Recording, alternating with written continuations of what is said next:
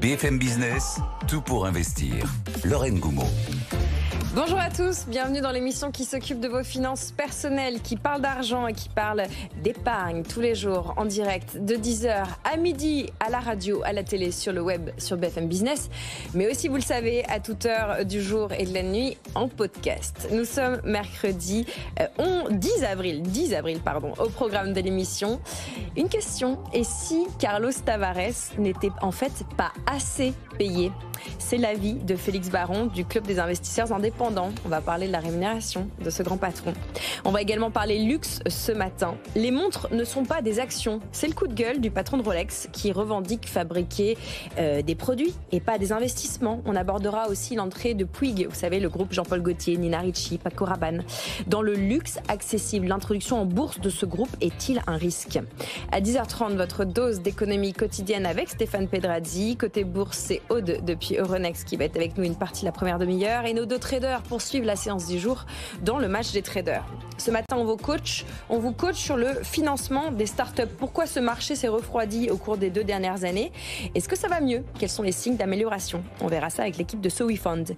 Et puis à 11h15, l'immobilier. Savez-vous qu'il y a plus de 30 millions d'euros de travaux immobilisés par les blocages administratifs ? C'est un chiffre d'Omios. Son patron viendra nous expliquer pourquoi les dossiers mettent autant de temps à être étudiés par l'ANA.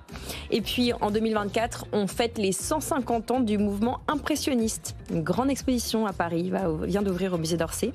La maison Christie's va nous expliquer comment se constituer une œuvre d'art, une collection d'art du XXe siècle, et les erreurs à éviter quand on a envie de commencer à investir dans l'art. Au programme, il y a vous aussi. Vous êtes nombreux et nombreuses à nous écouter, à nous écrire. Vous continuez. L'adresse est direct@bfmbusiness.fr ou sur LinkedIn. Je suis connectée, je vous lis, et vos réactions, vos commentaires viennent alimenter notre émission pendant le direct. Sinon, elles partent dans la pompe à questions pour être répondues un petit peu plus tard. Nous filons à Euronext, rejoindre Aude Kersulek.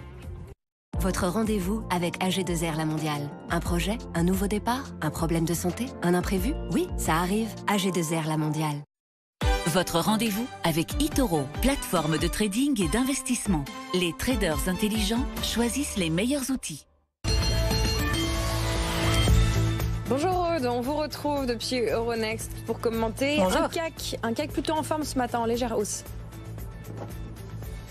Oui, on est reparti du bon côté ce matin, plus 0,5% pour le moment, 8090 points. Ça intervient après une séance de hausse et une séance de baisse depuis lundi, où on a finalement effacé tout ce qu'on a fait. On était au point mort ce matin, là on repart de l'avant. Alors cela dit, tout ce qui se passe là avant 14h30, c'est temporaire, parce que forcément le chiffre d'inflation américaine à 14h30 va un petit peu tout changer. C'est le chiffre le plus important de la semaine. Il est attendu par les marchés parce que ça va leur donner une indication pour savoir ce que va faire la Réserve fédérale, si elle a bien baissé ses taux en juin. Les marchés y croient de moins en moins, donc ils croient de plus en plus qu'il va y avoir seulement 2 baisses de taux du côté américain cette année. Donc ça va jouer, et d'ailleurs depuis lundi, Wall Street était au point mort aussi. Elle n'a rien fait du tout. Et là, on continue ce matin, donc on avance doucement tout de même sur le CAC 40. Alors, au niveau de la composition de l'indice, on a la majorité des valeurs qui sont en hausse, même les 3/4, mais ça monte doucement, notamment pour ArcelorMittal ou Eurofins qui mènent l'indice, et on est à plus de 1% de hausse. En revanche, la plus forte baisse, c'est Edenred, on perd plus de 4%, et c'est une recommandation d'analyste qui fait baisser autant le titre. En fait, c'est un analyste qui commence à suivre la valeur, qui s'appelle Jefferies, et qui met sous performance pour cette valeur, avec un objectif de cours à 40 €, alors qu'on est à 46,49 €. Ça veut dire qu'il le voit clairement baisser. Forcément, c'est pas bon signe. Du côté du SBF, on a CGG qui prend la 4,5%, c'est la plus forte hausse. Alors on a appris que CGG avait vendu un de ses produits, un de ses nouveaux produits dans le forage, et donc c'est pour ça que ça monte du côté de la valeur. En revanche, Atos hausse qui était déjà mal orientée hier après l'annonce de son cadre de refinancement est encore à la baisse ce matin. On repère 3%. Voilà, un petit regard peut-être sur l'or qui continue d'être sur des plus hauts niveaux. L'once d'or se négocie ce matin 2371 $. Voilà, donc le CAC 40 pour le moment en hausse, plus 0,45%, 8085 points. Merci Aude. On vous retrouve dans quelques minutes puisque vous allez être autour de la table pour refaire l'actu avec nous. On va parler luxe notamment avec vous. C'est le moment du journal de votre argent. Tout pour investir, le journal de votre argent. Et notre rédacteur en chef ce matin, c'est Gustave Sonden. Bonjour Gustave. Bonjour Lorraine. Vous êtes le cofondateur de Colbert. Vous avez retenu 3 actus ce matin. Par quoi on commence ? L'attractivité financière. C'est un peu une mesure phare du mandat Macron ou des mandats Macron, une vraie martingale finalement de notre président actuel. On se souvient peut-être des sommets de Choose France particulièrement remarqués, notamment le dernier à Versailles, où l'objectif c'était d'effectivement dire la France est de nouveau ou enfin un territoire intéressant pour les investisseurs. Donc il y a eu tout un tas de signaux qui ont été faits, peut-être d'abord post-Brexit, et là on va encore un peu plus loin. Et je pense que l'objectif plus global du président et de son gouvernement, c'est de vraiment réorienter les capitaux vers l'Europe et de faire en sorte que l'Europe et la France se dotent de capacités de financement qui commencent à être similaires à celles des États-Unis, parce qu'on reste très très en retard.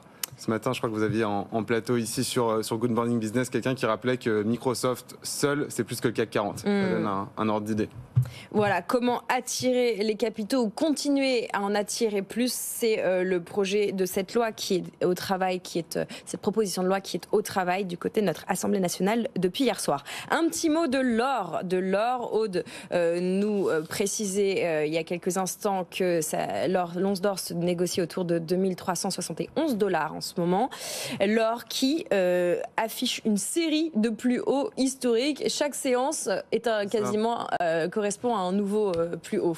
J'allais démarrer par dire 8 séances, 8 records. Finalement, 9 séances, 9 records. En tout cas, si on part de ce matin. Effectivement, l'or continue d'augmenter. Ce qui est assez intéressant, c'est peut-être d'essayer d'en interpréter les causes. Et il se trouve que peut-être les plus intéressantes, selon moi, c'est le double effet chinois. C'est-à-dire effet chinois des particuliers, des investisseurs particuliers chinois qui quand même ont une grosse défiance à l'égard de leur propre marché financier et à l'égard de l'immobilier. Et également, finalement, et ça c'est peut-être plus une surprise, de l'État chinois qui a largement augmenté ses réserves l'année dernière. La Banque centrale chinoise, oui, qui achète beaucoup d'or. La Banque centrale chinoise qui a acheté énormément d'or. On est à plus de 200 tonnes sur un an en 2023. Donc il y a une vraie utilisation de l'or comme valeur refuge de nos amis chinois. Voilà, et peut-être d'autres plus hauts historiques dans les prochaines séances. Évidemment, on continue à suivre ça au quotidien sur BFM Business pour vous. Un mot de bourse. Vous avez relevé un article du Financial Times que vous vouliez partager avec nos auditeurs ce matin. Oui, c'est la domination des très grandes actions dans les indices. Ça m'a particulièrement frappé puisque finalement les indices et notamment via les ETF sont devenus des produits d'épargne qui sont massivement représentés dans nos portefeuilles européens et français. Et il se trouve que l'objectif de ces indices, l'objectif premier initialement, c'est la diversification. Et en fait, il y a un tel effet de concentration des grandes valeurs que finalement le rôle de diversification commence à être un petit peu questionné. Je vous donne un exemple. Dans le top 10 du MSCI All Countries, les top 10 valeurs, ça représente à peu près 20% de l'indice, ce qui est à peu près 10 points de plus qu'en 2016. Et c'est également supérieur au top atteint pendant la bulle Internet de 94, qui était à 16,2%. C'est encore pire si on regarde le MSCI World, puisque là, on atteint les 21,7%. Et ça a aussi des effets, outre les concentrations sur les valeurs, de concentration géographique. Parce que les valeurs, vous les connaissez très bien, vous en parlez souvent, les Magnificent Seven, c'est essentiellement des valeurs tech, et des valeurs tech américaines. Et donc ces valeurs tech américaines, aujourd'hui, elles font en sorte que dans le MSCI World, vous avez 71% d'US dans votre portefeuille. Donc autant dire qu'en termes de concentration, c'est quand même assez marqué. Voilà, la concentration, la domination des grandes actions, on peut le dire comme ça. Et je vous précise d'ailleurs que, parce que ce n'est pas souvent qu'on dit ça, l'action Nvidia est entrée en zone de correction hier. On va voir ce que ça fait aujourd'hui. Mais Nvidia est entrée en correction. Voilà, peut-être les Magnificent Seven qu'il va falloir renommer. On continue à suivre ça. Merci Gustave, on vous retrouve dans quelques minutes avec Aude Kersulek et Félix Baron du Club des investisseurs indépendants. On va débattre et Félix va nous expliquer que Carlos Tavares n'est peut-être en fait pas assez payé. Oui, c'est son point de vue aujourd'hui. Mais avant ça, on va rejoindre nos 2 traders pour faire le point sur la séance boursière du jour. Tout pour investir. Le match des traders. Et ce matin, c'est Antoine Fraisse-Soulier de l'équipe eToro et Romain Daubry de Bourse Direct qui sont avec nous. Bonjour messieurs. Bonjour. Romain, on est dans l'attente à 14h30 des chiffres de l'évolution des prix des États-Unis. On attend ce chiffre. Qu'est-ce que vous allez faire aujourd'hui? Qu'est-ce que vous pouvez partager avec nous de votre séance sur les marchés? Bonjour Lorraine, bonjour à toutes et à tous. Bien, on a un scénario qui est assez ouvert pour l'instant, avec un risque un petit peu asymétrique.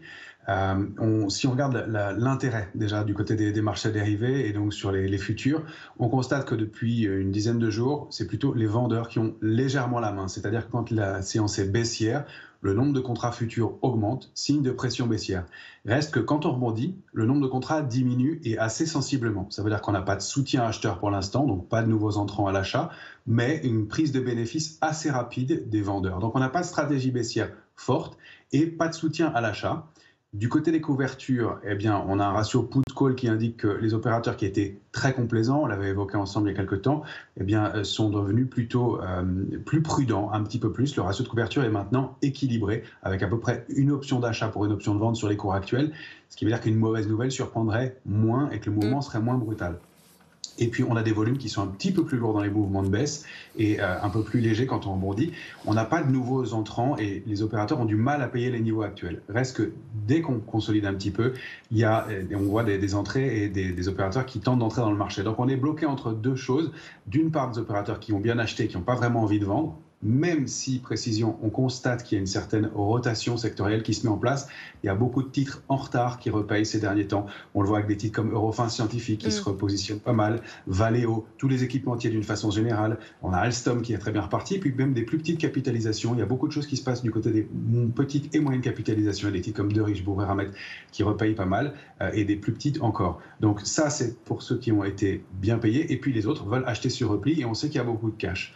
Donc il faudrait une nouvelle un petit peu forte pour faire un décalage un peu marqué à la baisse et pouvoir redonner une impulsion. Ce serait le scénario idéal. Pour l'instant, ça n'est pas franchement le cas. Et donc, on est sur l'indice CAC 40 bloqué dans un grand trading range qui est sur le futur CAC 40 échéance avril. Et en bas, 7982. En haut, 8146. On est plutôt du côté de la borne haute de ce trading range pour l'instant. Si on arrive à déborder 8146, on mettrait un terme à la petite impulsion baissière qu'on a connue et on reviendrait en zone de neutralité, donc entre 8146 et 8242. Il faudrait déborder 8242 sur une ou deux clôtures pour réactiver l'impulsion haussière. Je pense qu'on n'a pas vraiment le momentum pour le faire tout de suite. En revanche, si on rompt 7982, la cible idéale, c'est 7820-22, qui est donc un niveau de consolidation qui pourrait réoffrir des points d'entrée pour les opérateurs et bien recréer une dynamique haussière. Il ne faudrait pas qu'on retombe dans un scénario comme on avait connu l'année dernière. Octobre 2022, avril 2023, on était monté très fortement. Et ensuite, d'avril à septembre, il ne s'était plus rien passé après qu'on ait pu avoir un trou d'air. Merci Romain pour cette lecture. Et vous Antoine, quels sont les niveaux techniques que vous surveillez aujourd'hui ? Oui, effectivement, on a une nervosité qui est montée d'un cran la semaine dernière, jeudi dernier, lorsque le Nasdaq a perdu 700 points en l'espace de 2 heures. Et depuis, alors on l'avait dit la semaine dernière d'ailleurs, donc à l'antenne, on pouvait avoir une petite correction qui s'amorce. Elle s'est amorcée.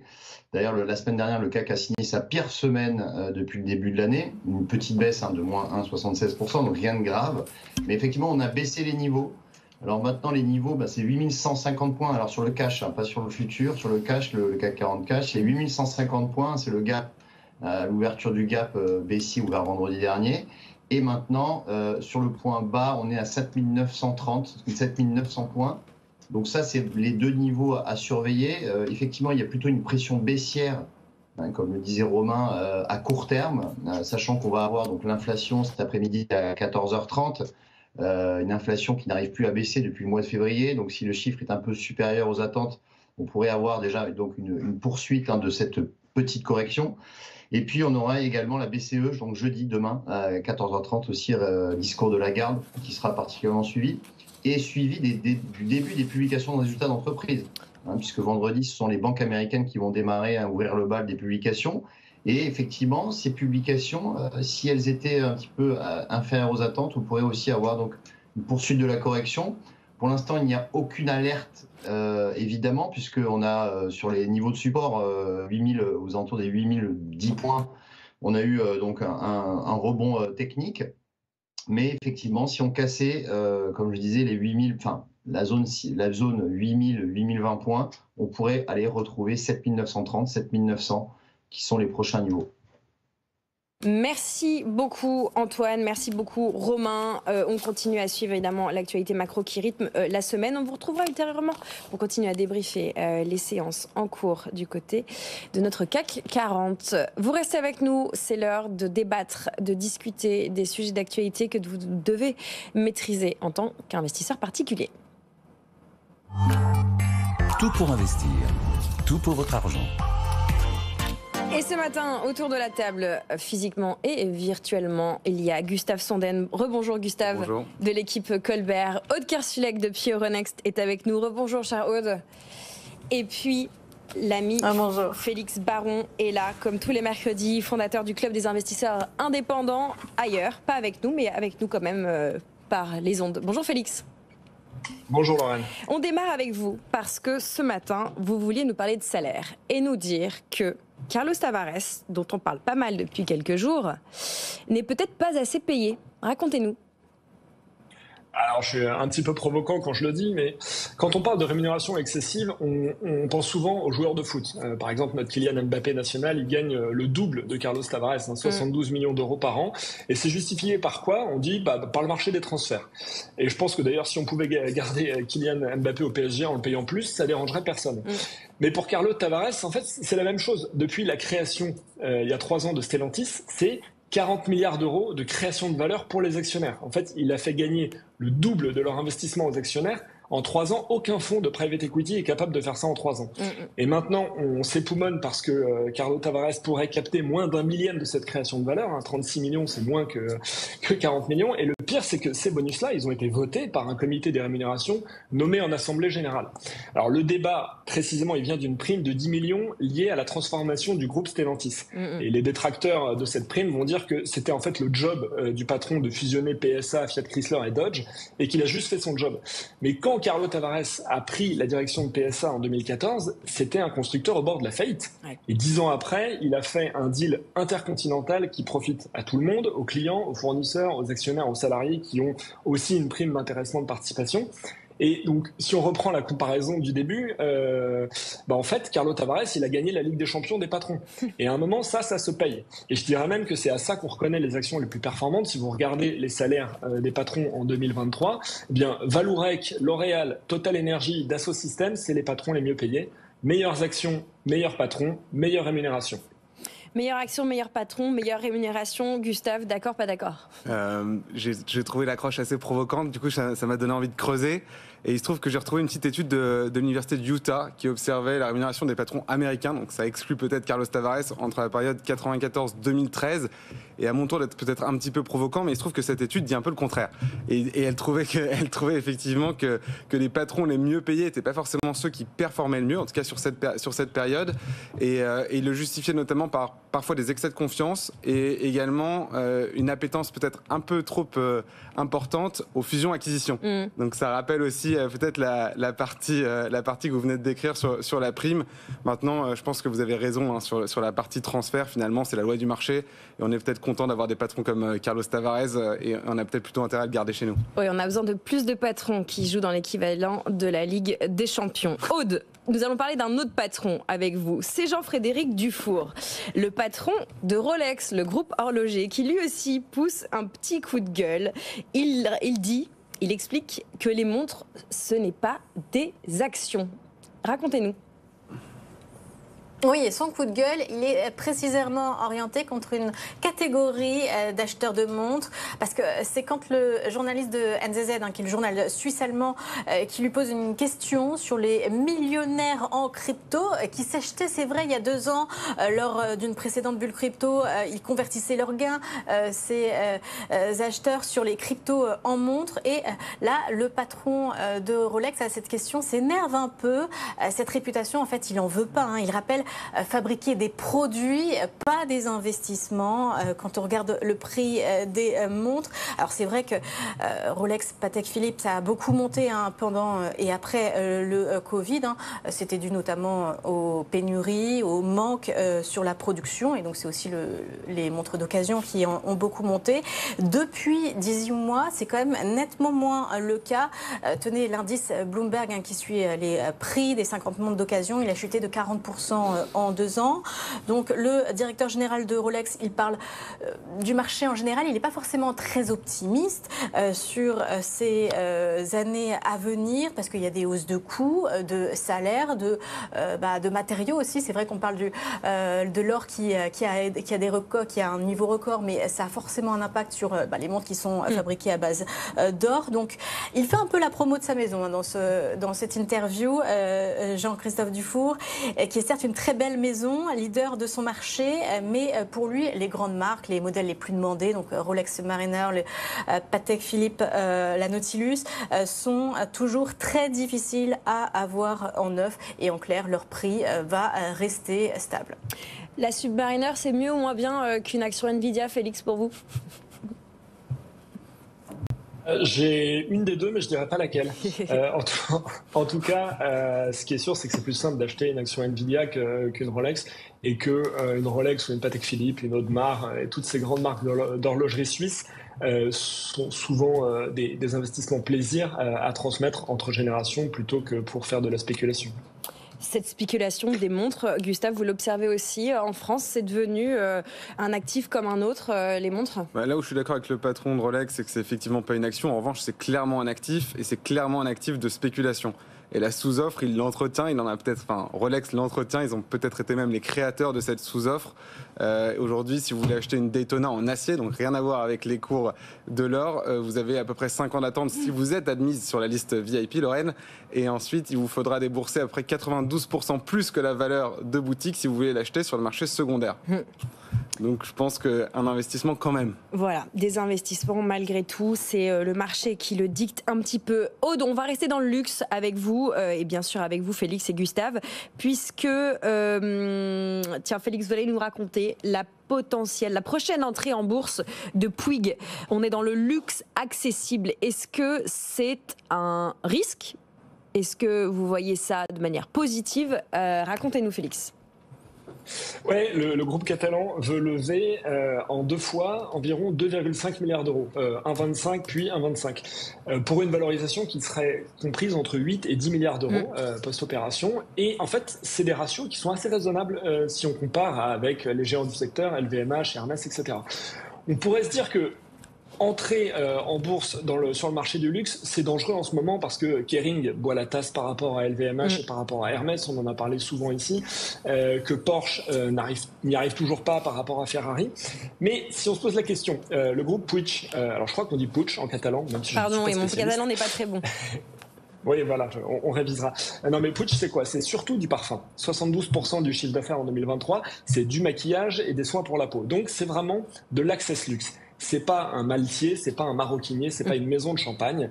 C'est surtout un immense acteur du parfum et des marques de couture, et du parfum des marques de couture. L'excellent Jean-Paul Gaultier, qui fait aussi un petit peu de mode, Nina Ricci, Paco Rabanne, Carolina Herrera, l'artisan parfumeur, etc. Et c'est des parfums qui sont moins chers que ceux qui sont vendus par LVMH ou Hermès. Donc en termes de marge, on est à peu près à 20% d'EBITDA. Et ça, c'est très solide, parce qu'évidemment, le parfum, c'est les licences qui coûtent cher, mais derrière, les opérations sont moindres que si vous étiez un maroquinier, un artisan pur de l'ultra-luxe. Et derrière, vous avez aussi la force de l'access luxe, et ben, c'est le volume énorme que vous avez sur le parfum, et la force du repeat business. C'est assez prévisible de savoir qui achète du parfum et quand on va en racheter, parce que généralement, on ne change pas de parfum tous les 6 mois. Donc, l'access luxe en bourse, c'est un peu du jamais vu, parce qu'il y a le luxe intermédiaire et l'ultra-luxe aujourd'hui. C'est du jamais vu, et c'est vraiment un outsider à suivre. Moi, je suivrai de très près cette IPO, parce que Puig ne joue pas comme Kering à vouloir être aussi haut de gamme que les gens du secteur, mais au contraire à assumer son positionnement access luxe. Voilà, Puig, le propriétaire catalan, entre autres de Jean-Paul Gaultier et Nina Ricci, qui vise la bourse.